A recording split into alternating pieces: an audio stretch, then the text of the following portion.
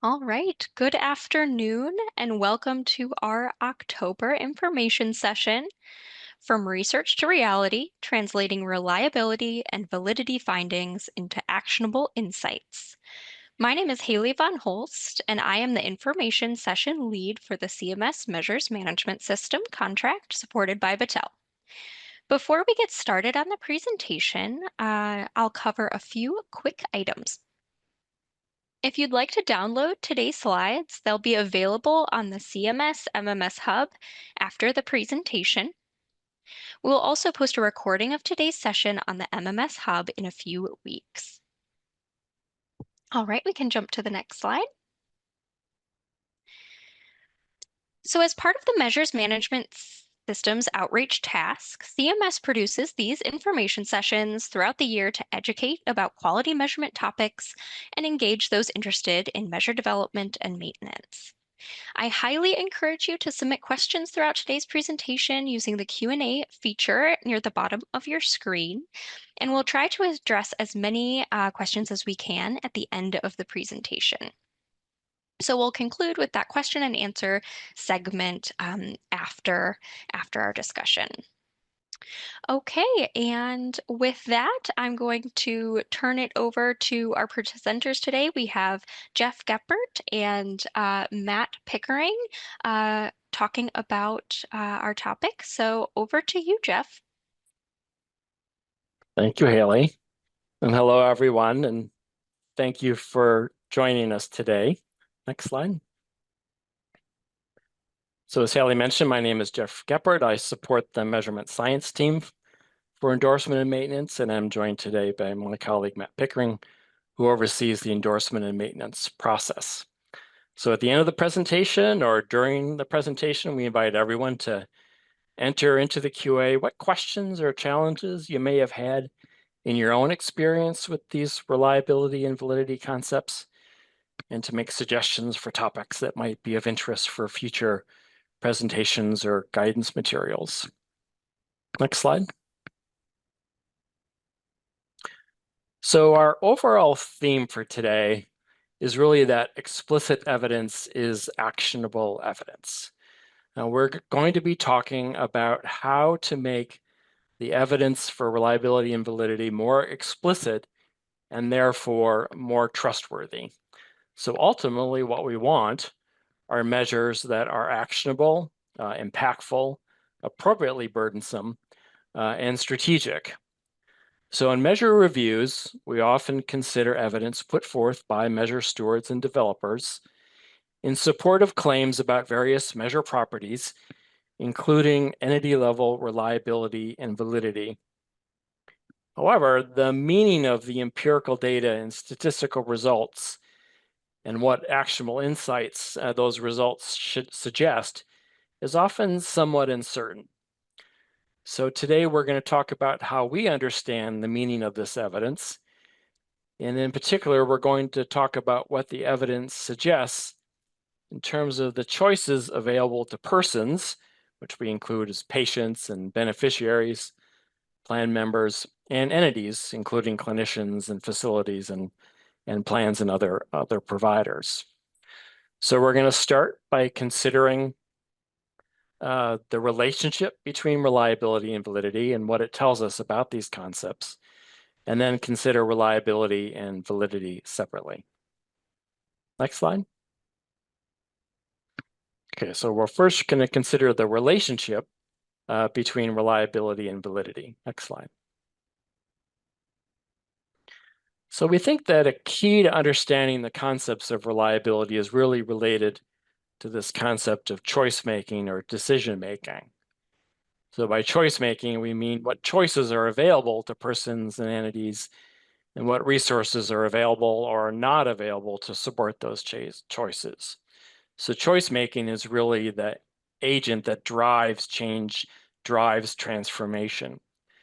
And so the ultimate purpose of validity evidence and sort of as a derivative reliability evidence is to establish a causal association between the person or entity response to the quality program, which includes the quality measure, and the measure focus. So at the person level, the person should respond to the quality program and the quality measure, typically through selection of a better performing entity over a worse performing entity. And then the worst performing entity should respond to the quality program, quality measure through choice to allocate resources to transform to a better performing entity. So what we're trying to substantiate with validity and reliability evidence is what we call our should causal claim. For validity, that there are known and effective ways of selection and choice that the person or entity should use. And then the reliability is that most of the variation in the measure focus is attributable to the variation in those known and effective ways, and that other explanations, including things like chance, are ruled out. Next slide. So another sort of key to understanding the concepts of reliability and validity is consider the nature of the mitigation that is necessary to address any deficiency in reliability or validity. And that's often sort of the best way to determine the difference between reliability and validity, which, as we'll talk about, are really sort of two ends of on a continuum. So to illustrate this, we consider sort of two common metaphors of reliability and validity. The first is the target metaphor, which comes from the book by Daniel Kahneman on his book on noise. And then the question is, what can we learn about the concepts of reliability and validity sort of from this metaphor? So in the metaphor, we have four teams. Team A is both reliable and valid. The marks are all sort of close together and hit the target. Team B is reliable. The marks are close together, but not valid. Team C is not reliable. The marks are kind of scattered, but they sort of centrally kind of located around the target. And then Team D is neither reliable nor valid. So to think about what each of the teams needs to do in order to improve their performance, Team A obviously needs to do nothing. Team B needs to adjust its site, needs to account for any sort of environmental factors. Team C needs to build muscle memory. It needs to standardize its movements. And Team D basically needs to do all the above. So what does this tell us about the concepts of validity and reliability? So for validity, that it's very closely related to structure, these known and effective ways to increase the likelihood of the measure of focus. We're implementing both sites. We're implementing technologies, resources that allow us to sort of point us in the right direction. With reliability, it tells us that it's related to sort of the standardization of process, trying to make things replicable, building the muscle memory. So very much related to standardization of process, which ultimately, if it becomes standardized and adopted as structure, becomes sort of a part of validity. Next slide.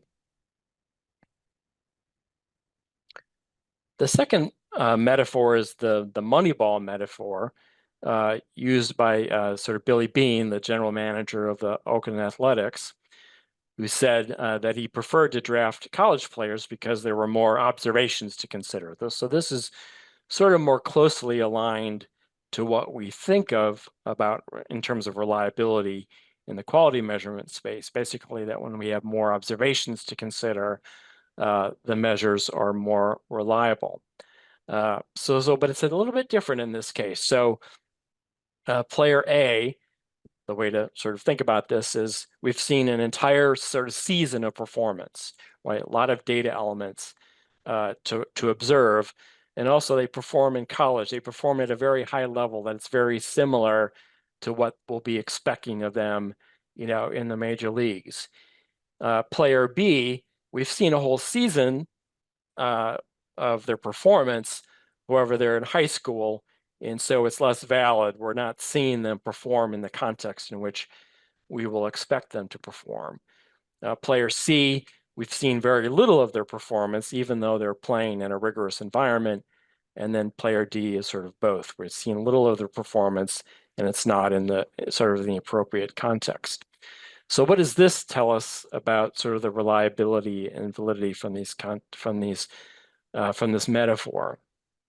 So first, with respect to validity, so validity is really about ability and not effort. It's not about sort of trying harder. If the response to low measure performance is try harder, that's not really a validity argument. We have to be talking about ability, which are those capabilities that translate sort of across settings, across contexts. So apply from different types of stadiums and different kind of weather, different kinds of pitching quality. So in reliability, what it tells us about that is this is more typically how we think about reliability again in quality measurement. However, note that there's sort of two features of reliability. One is that reliability is both positive and negative. So it's not just negative, it's both. So you could face a more challenging pitcher, whereas over the course of this, early in the season, whereas over the course of the season, you'd see a more representative sort of selection of pitchers. That would be a negative. However, it's also possible that early in the season, you would face a less competitive pitcher. And so that would be sort of in your favor. So we need to think of reliability as both positive and negative. The second aspect of reliability that this teaches us about is that reliability is both sort of cross-sectional and time series. So in this time period, you might have had a negative sort of experience, a more competitive pitching, but over time, you might have seen a more balanced sort of panel of pitchers. And so over time, reliability sort of, might kind of more even out. But we don't typically, in quality measurement, consider evaluating reliability sort of from this time series perspective. We take more of the, what's called sort of the Sisyphus approach to measurement, where we sort of roll this big heavy rock up the hill every year, and then every year we let it sort of roll down again, and we sort of start from scratch every year. So and an opportunity for sort of improvement in the way we engage with measure development is to think more about evaluating reliability in a cumulative sort of fashion. Next slide. So the final sort of comment here before we sort of focus on reliability is to guard against sort of equating reliability too closely with the concept of randomness. So as we've seen in our metaphors, reliability also has to do with standardizing our processes, ensuring better performance in extreme and in varied cases. So we tend to use randomness and sort of in a very kind of informal sense of sort of not able to be predicted. But ultimately, there is always sort of a cause. It might be a cause that is difficult to observe. It might be a very complex cause, but there is ultimately sort of a cause. And so we want to be able to sort of understand and evaluate sort of what those causes are. So just as practices such as risk adjustment and exclusions sometimes can obscure our understanding about how a measure works, so reliability adjustment can also prevent us from considering important differences across persons and entities that should be thoughtfully considered and not simply dismissed as noise. So again, the question to ask is always, in reality, what is it that's driving performance and influencing our choices?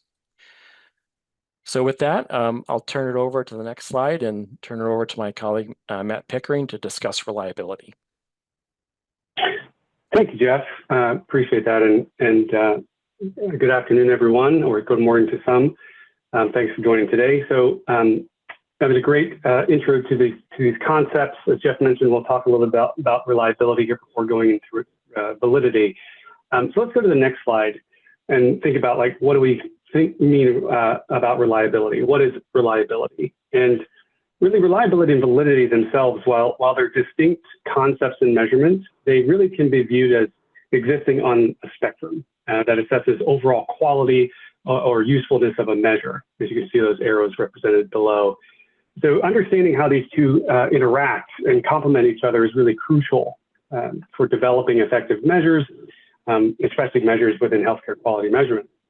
So validity, as we see up here in the quotes, is measuring the right thing, whereas reliability is measuring the thing right. And validity refers here to the accuracy of the measure, whether it's measuring what it's supposed to measure, right? Validity is about that truthfulness and appropriateness of conclusions that can be drawn about the measure. But reliability then refers to the consistency or the repeatability of that measure. It's about that precision and stability of measurements. So being able to consistently produce the same result. So there are two types of error, though, on this spectrum to really take into consideration that can impact these concepts. One is systemic distortion, where you can see on the validity side. So this error really refers to some of the biases that are consistently present in the measurement system and really can affect the validity of the measure. So these can really stem from the way the measure is designed or how the data are collected and processed, for example. But then on the flip side, with reliability, the error here is that non-systematic waste futility, and this really refers to what, as Jeff was mentioning, some of this randomness or errors that do not consistently affect the measurements, but they do represent inefficiencies or irrelevancies in the measurement process. So these are typically things like noise in the data, right? Random fluctuations that do not really contribute to any understanding about the measure's focus, and they're not systematically, they do not systematically bias results either. And the type of error affects the reliability of the measure because it introduces variability that's not due to some actual change in what is being measured. So both concepts distinct, but also obviously somewhat connected. And let's go to the next slide, if we could. So again, we're talking about accountable entity reliability here for today's presentation. So it's looking at these reliability at the accountable entity level. And generally, that is calculated using the formula you can see on the screen there, which that formula and these concepts of between and within, and the symbol here before those represents variation, right? This is a fundamental concept in statistics, particularly in the context of assessing consistency of measures across different entities or groups. So the numerator really captures the variance between different entities. So that's what the between is. It's the variance that we see between different entities or groups. And the denominator is the sum of the variance within the groups, so within the entity, within the group, and the variance between those. So it's a sum of that total variance observed in the data, so both the variance between and variance within. So with this equation in mind, then, high reliability metric or high reliability really is indicated that the variance between the different entities is large compared to the variance within the same entity. And this indicates that most of the variability in the data can be attributed to differences between entities rather than random fluctuations or inconsistencies within the same data. So this also suggests the measure can effectively really distinguish between entities in terms of the quality of performance, right? So some of the common methods used to really calculate reliability, especially again at the entity level, that you can see listed on this slide, really are suited for the different types of data and analysis needs. So we see a lot of times the Adams data binomial method used within quality measurement at the accountable entity level. This is really appropriate for sort of binary or proportion types of data. And it's referenced by Adams here from a RAND article in 2009. And it's really suitable for data where outcomes are binary. So yes, no, right? Or success or failure. You also have other types of risk-adjusted measures or measures that are more of ratio types of measures. These are more complex types of measures, and they involve a method that we use is called interclass correlation, or ICC, and along with the Spearman-Brown prophecy formula for adjustment. So this method is ideal for complex data involving ratios when adjustments for risks are really necessary. And then the last one you see on the slide there is hierarchical or borrowing strength, right? So this uses a technique which is like mixed logistic regression and empirical based methods. And the approach really is to increase the reliability by borrowing strength across different entities. And this helps in stabilizing the estimates, especially when data are from entities that are sparse, for example. Let's go to the next slide. So what is good reliability then? So first, let's clarify sort of a common misconception.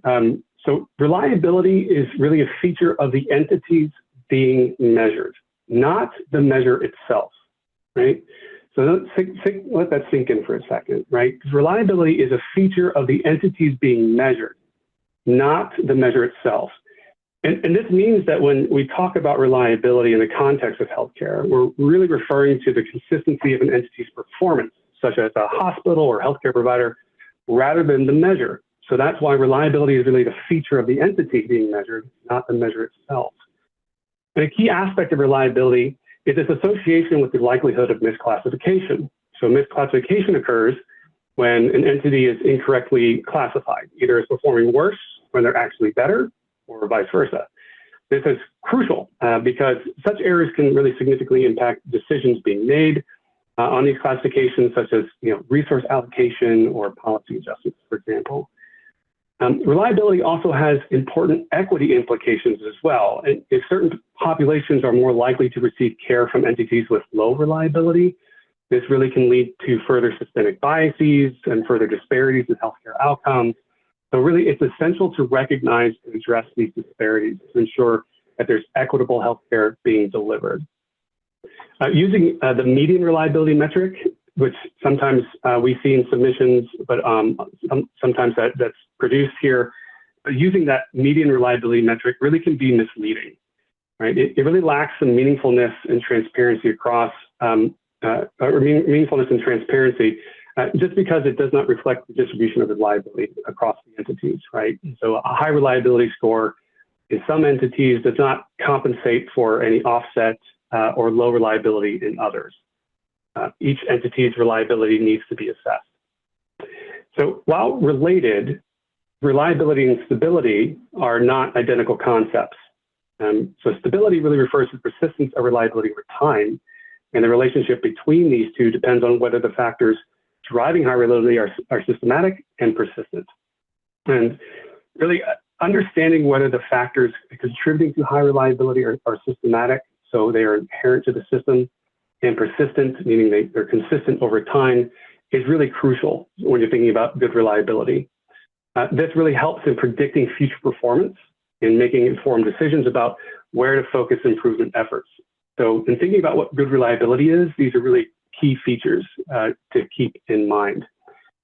So let's take a look at an example, especially circling back to what I mentioned, like just having the median reliability metric may be misleading.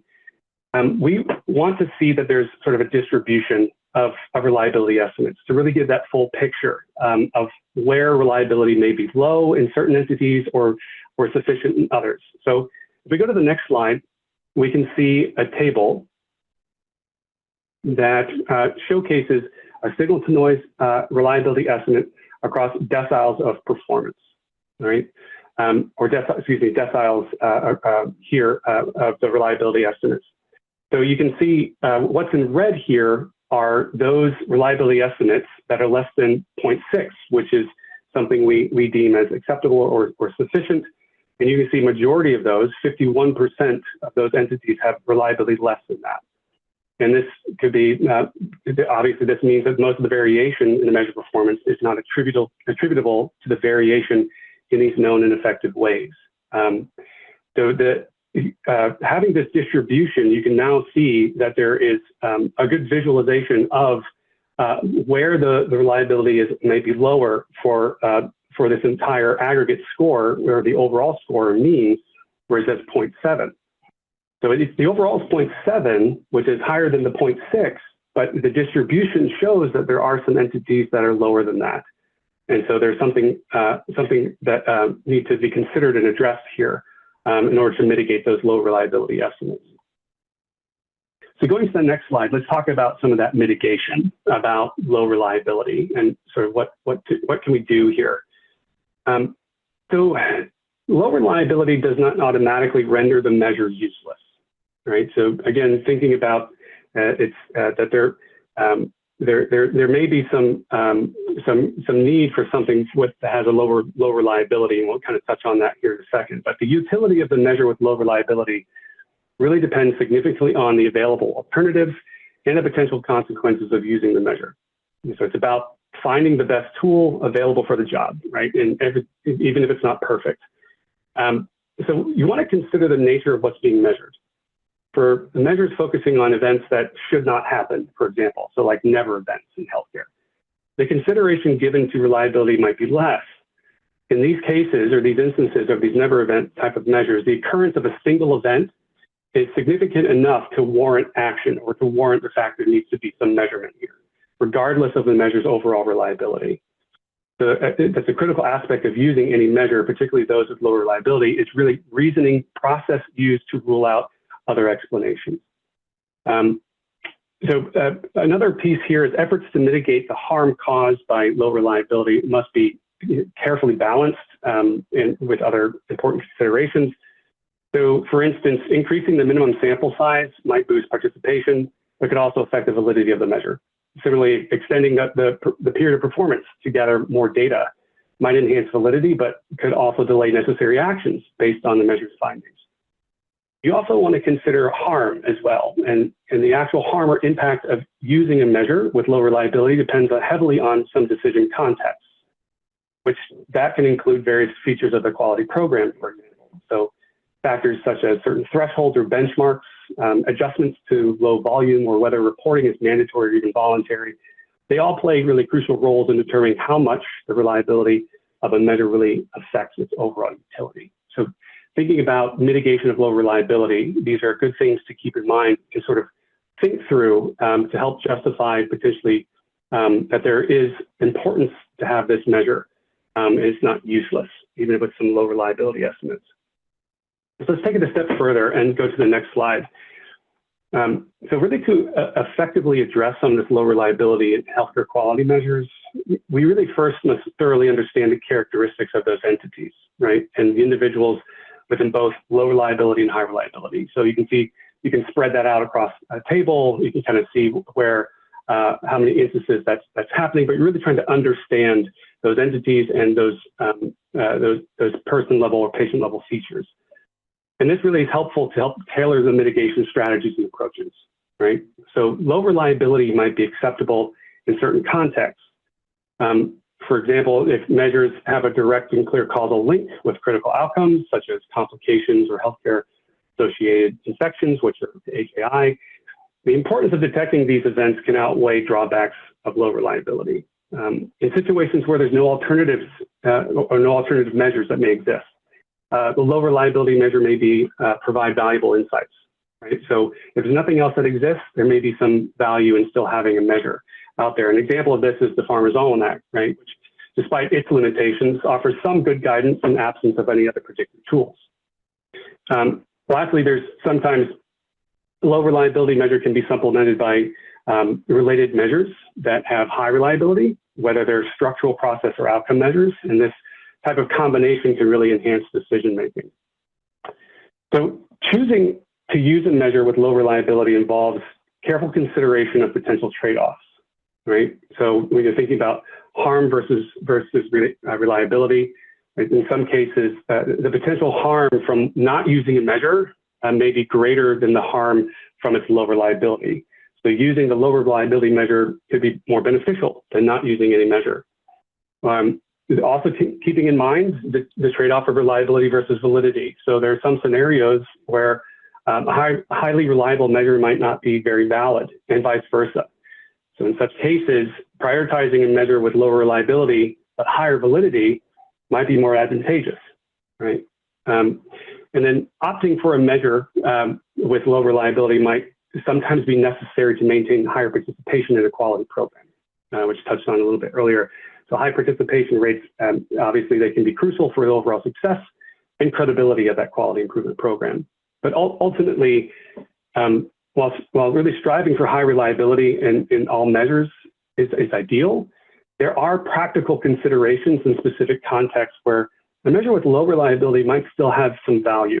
And understanding these contexts and really being able to clearly articulate that and weighing those trade-offs can really help provide that value, and being able to communicate that to reviewers or other entities about why this measure, even with low reliability, should exist and have value.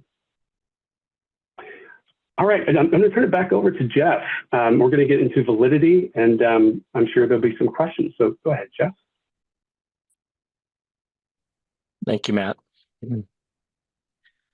So providing evidence to sort of substantiate claims about validity, what we call our should claim, has probably been one of the most challenging tasks for measure evaluations. So let us sort of start with the definition. Next slide. So the definition of validity comes from the work of Samuel Messick, and his definition has been adopted more formally in professional standards and in guidance from FDA on evaluating patient-reported outcomes. So it's worth sort of reading the definition carefully. So validity is an overall evaluative judgment of the degree to which empirical evidence and theoretical rationale support the adequacy of appropriate interpretations and actions on the basis of the measure. So some of the sort of terms to focus on are the degree. So validity is not an either or, it's a sort of a continuum. Evidence, empirical evidence and theoretical rationale. So we consider both data and logic when we're substantiating validity claims. And then importantly, sort of interpretations and actions. Sort of what are those responses to the measure that we talked about sort of at the beginning. So sometimes this definition of validity is called modern validity theory or response-based validity or argument-based validity. And in argument-based validity, sort of one makes first a claim. So there are known and effective ways that the person or entity should use, that's the claim, and then provides evidence in support of that claim, either empirical or logic, and then makes an argument about why the evidence supports the claim. And oftentimes it's the argument part that is missing, but it's also the argument part that makes the evidence actionable. And so we need to sort of include that argument in order to really sort of make the evidence sort of actionable. So this claim argument structure, which is called an assurance case, which is a sort of National Institute of Standards and Technology standard, is important for assuring sort of trustworthy systems. So next slide. So now that we have our definition, what exactly do we need to demonstrate to establish validity? So first, we have to identify the appropriate actions, interpretations, and actions that persons and entities may take in response to the measure. In other words, what specifically is the mechanism used? So one way of establishing the mechanism is to focus on what is the purpose of the measure. What change is the measure trying to make? And how is the measure intended to work? Ultimately, we want to be able to describe the mechanism, which is typically a complex of mechanisms, which are resources and responses to those resources that increase the likelihood of the measure focus. So for example, consider a measure of appropriate imaging. So the measure works by facilitating some choices and constraining other choices. So the mechanisms include things like advanced clinical decision support systems on existing EHR platforms. They include protocol development, standardized workflows and protocols. They include training and education, conducting training sessions on these new protocols and systems. They include some means and mechanisms of monitoring and feedback, so you can know whether those protocols and practices are being adhered to. They typically require some process for multidisciplinary collaboration, regular meetings amongst different specialists and physicians and other professionals. some means of sort of remote collaboration, and then ultimately, some means of patient engagement, patient-centered educational materials and involving patients. So all of those things are necessary in order to increase the likelihood of the measure focus, which is adoption and implementation of the appropriate imaging protocol. So some of the context that is influential and whether those mechanisms can actually be implemented obviously include the available human resources, the available financial resources, the available technical resources, the available educational resources. All of those things sort of trigger whether those mechanisms can actually be put in place. Next slide. So the green circles on the previous slide represent claims that are often not very well supported in measure submissions, but are really necessary to understand sort of measure actionability. So to ensure that a measure is trustworthy and ultimately will yield a net benefit to both persons and entities, we need to be explicit about all of the evidence and then explicitly evaluate that evidence. So historically, most of the evidence submitted in support of quality measures is really related to importance. So for example, in our image processing example, we have a measure based on an evidence-based guideline. So clearly that guideline is evidence and an argument that the measure focus is associated with something that matters, a material outcome to entities and persons, which is really, focused on importance. However, without evidence and argument that there are known and effective ways of increasing the likelihood of the measure focus, both adopting and implementing that guideline using the mechanisms that we just discussed, so that the validity claim remains unsubstantiated. Next slide. So just like reliability, there's some conceptions about validity that we need to consider. So first is the maxim from Carl Sagan about the absence of evidence is not evidence of absence. And so we see this frequently where evidence of validity is put forth, and maybe it's not compelling or convincing, and then the conclusion that is drawn is that the measure is not valid, but that's not an appropriate conclusion. It is the case that validity may not have been established, but that does not mean that the lack of validity has been established. So the lack of validity also needs to be sort of positively established. And then again, just like reliability, validity is not a universal property of the measure. The question is not, does the measure work, but why does the measure work, for whom and under what circumstances? And this is the framework developed by Paulson and Tilley in their sort of realist evaluation work. They're often, they're not really in the modern validity sort of framework. There are not different types of validity, so concurrent, predictive, or discriminant validity. Rather, there's just one universal type of validity, which is construct, and then different forms of evidence and arguments that support that construct validity. There's obviously also criterion validity, but that relates more to the concept of interest rather than the context of use. Next slide.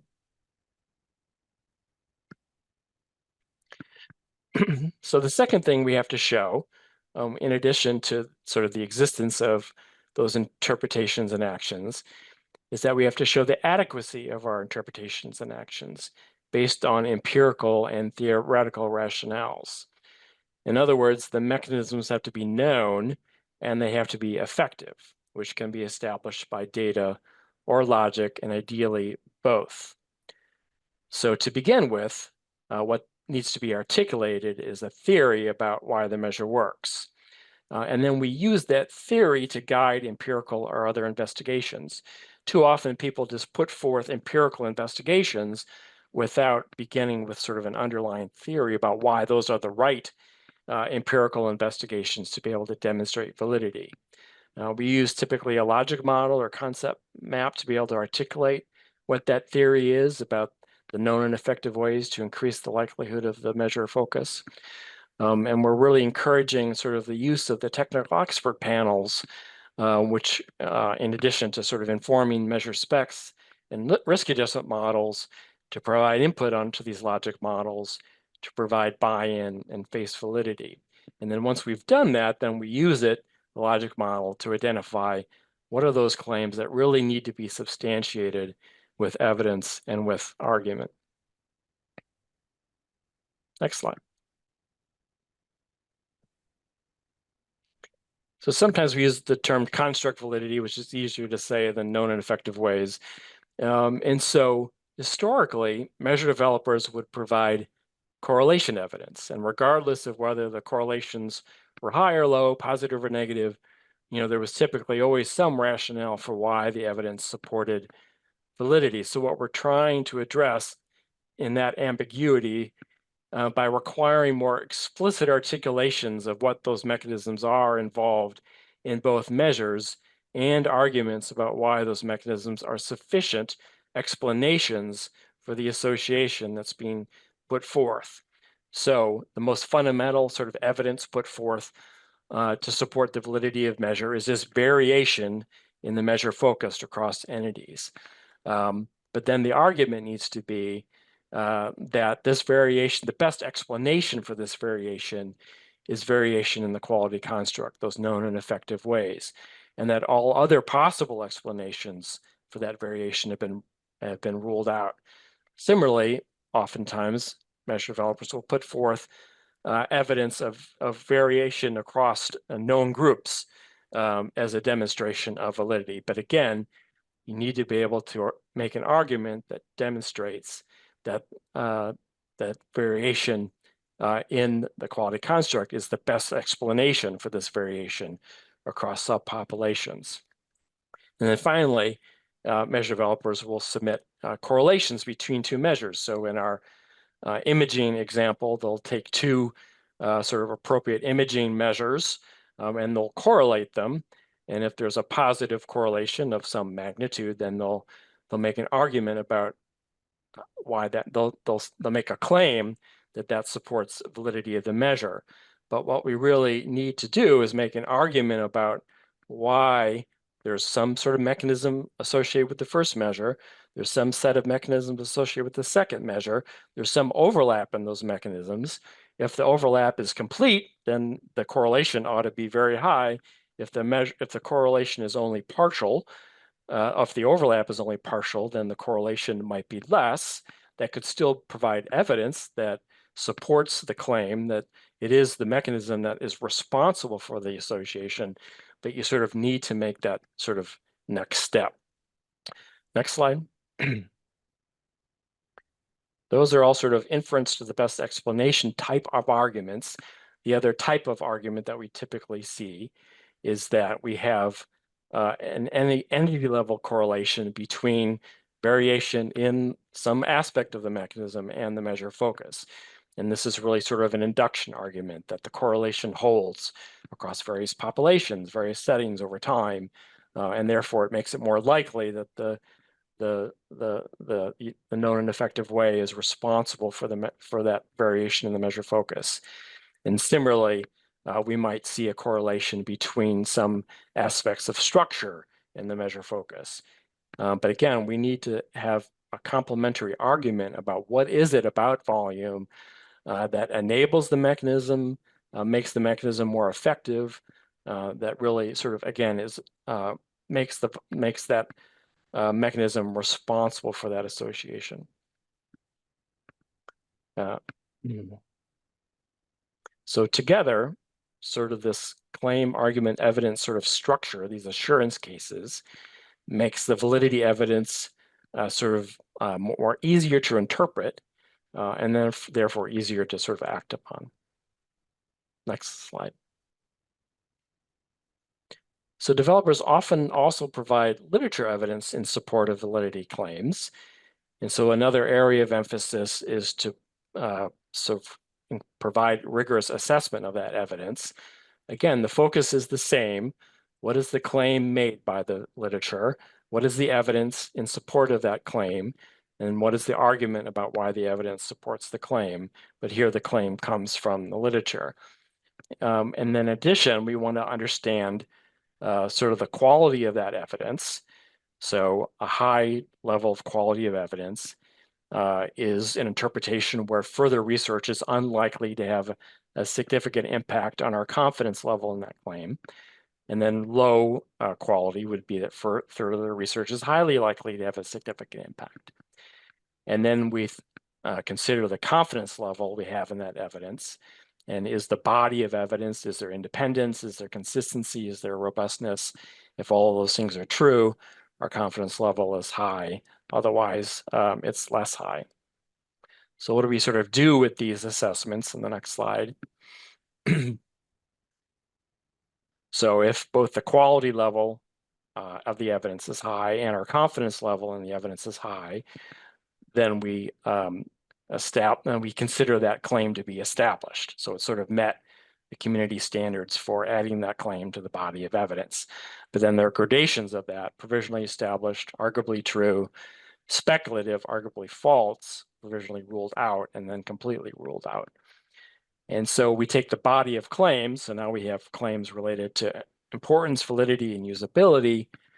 And then if they're either established, provisionally established, or arguably true, then that measure is likely to be endorsable. If they're all speculative or in fact ruled out, provisionally ruled out, or arguably false, then it's highly unlikely that measure is to be endorsable. And then if there's some mixture of that is potentially endorsable, depends upon sort of the discussions that we have with our committees. Next slide. So we've talked a lot about sort of ruling out possible explanations. So this is sort of a table that lists all the possible explanations that could potentially explain why the measured focus varies. And so the things that we tend to focus on in our evidence evaluations are things like confounding, C is a common cause of both variation in the measure of focus and the quality response. So that's sort of our risk adjustment analysis.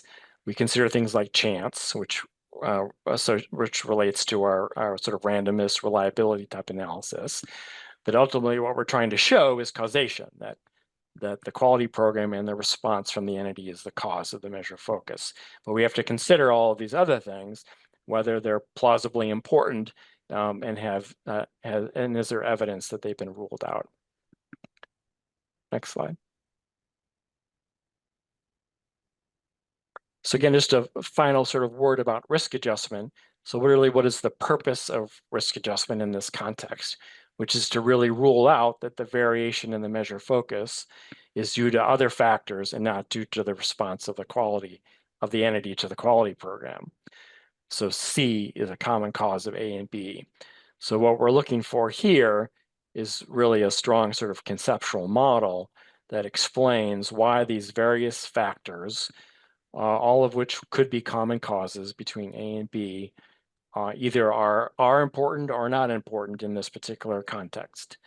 And so the first sort of consideration in our evaluation of the risk adjustment model, in addition to its sort of empirical performance, is that conceptual model about sort of the arguments that are made about whether these factors really matter or do not matter.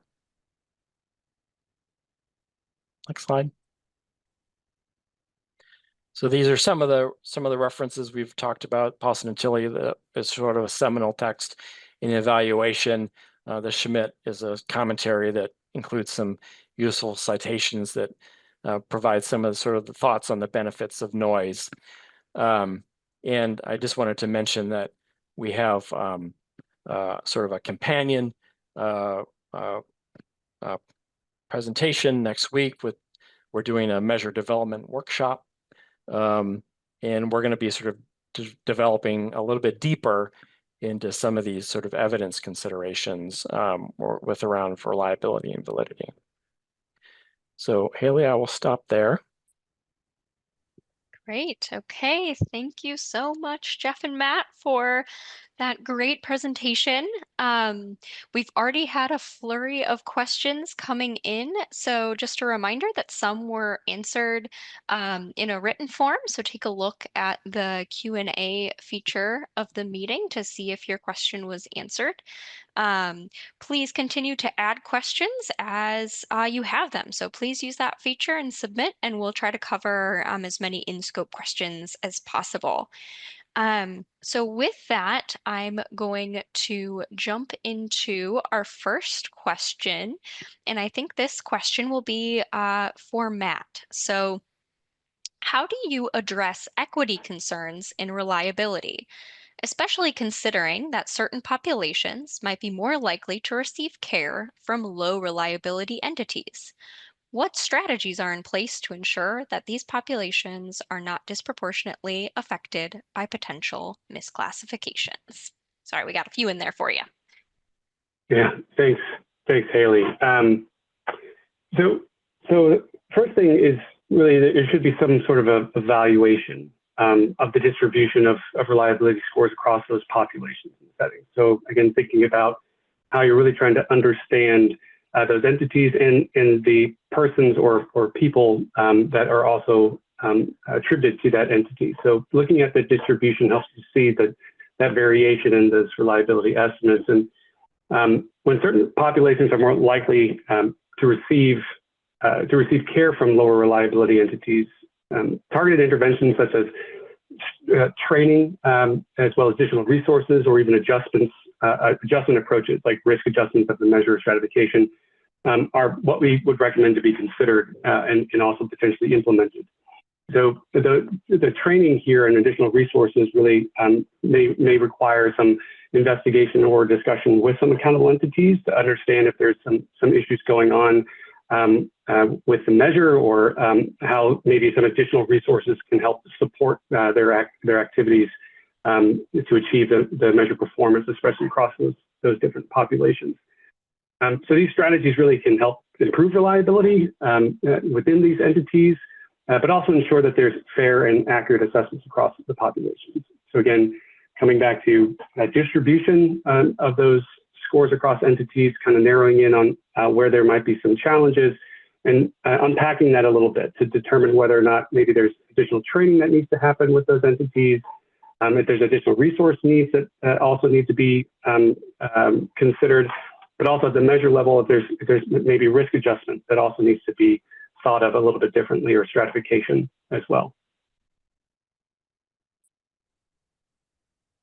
Wonderful. Thank you so much for that response. Again, see some more questions coming, so we're going to keep going while we have a few minutes left. This question is for Jeff. For validity claims, how does one ensure that the evidence and arguments used are robust enough to support the claims? It's a good question, because ultimately it has to be sort of compelling to the people that are impacted. So when we sort of talk about whether a claim has been established or not, the definition of that is that community standards have been met for substantiation of a claim. So implied in that is that communities may differ in terms of the standards that are required in order to be able to substantiate a claim. And so, basically, measures have to be sort of fit for purpose. They have to sort of meet the needs of the community that want to use the measure for whatever purpose they're using it. And so it is very much of a sort of a human in the loop process, right? Where these claims and this evidence and this arguments is put forth, to a community, and then the community sort of evaluates whether it's sufficient or whether there's really important gaps. And so that's really why we have this committee structure and these committee processes in order to provide that kind of community level input on whether the claims are established or not. Thank you, Jeff. All right, turning to our next question. This one is back to Matt here. So you mentioned that increasing the minimum sample size or the period of performance could mitigate the harm due to low reliability, but might reduce validity or affect quality program participation. Can you discuss the balance between these factors and provide examples of how these trade-offs have been managed? Yeah, thanks for the question. It's a good question. So, it comes back to, again, there's these trade-offs and making sure you're looking at this trade-off of reliability, validity, and even participation, right? So you should take into consideration that specific context and the impact of the measure. So the decision context, right? So are there thresholds? Are there low volume cutoffs to consider? So if you increase the sample size, you may improve reliability, but you also may reduce participation. So to really help to inform some of these decisions, we recommend really engaging with those stakeholders, either the program implementers or even some of these entities that may be held accountable to the measure, to understand the potential impacts and adjusting things like sample size. Like what would a change in sample size mean for the impact of the measure? Is it negligible to the extent where you can change that required sample size for the measure, or would losing certain entities really result in a significant proportion of people that you're not seeing a lot of care performance in, and there's obviously a high impact as a result of that. So really working with these entities, really working with these stakeholders is really crucial, because it helps provide that knowledge or that decision making for you to optimize that balance. And in order to, again, to meet the goals of whatever the measure is trying to achieve, as well as if it's used in some sort of a quality program, the goals of the quality program as well. So it's a good question, and it really is going to take into consideration that connection with those stakeholders, but also then clearly making that argument and showing that type of outreach that you've done and communicating that in a very clear way to ultimately get to your decision on this is why the sample size was increased, or whatever else it was that you're trading off to improve reliability. Thank you so much for that answer. And I see some great questions still, but unfortunately we have about a minute left. We will, though, if your question wasn't answered today, we will follow up with those questions and give some answers there. So they aren't lost here. We'll have some follow up for some additional conversation, and we'll post that material to the hub. So before we close off our presentation today, I have a quick announcement. So if you could go to the next slide, I just want to share with everyone on the call today that we have a trio of animated videos available illustrating the purpose and key functions of some MMS tools. So these are only like 6 to 8 minutes long, so they're short and sweet, really helpful. We have one on the MMS Hub, one on CMIT, and then another on Merit. So please check those out. We'll link those in the chat. Yeah, hopefully those will be interesting for you all. And with that, thank you so much to our presenters today and for everyone who attended. Have a good rest of your afternoon.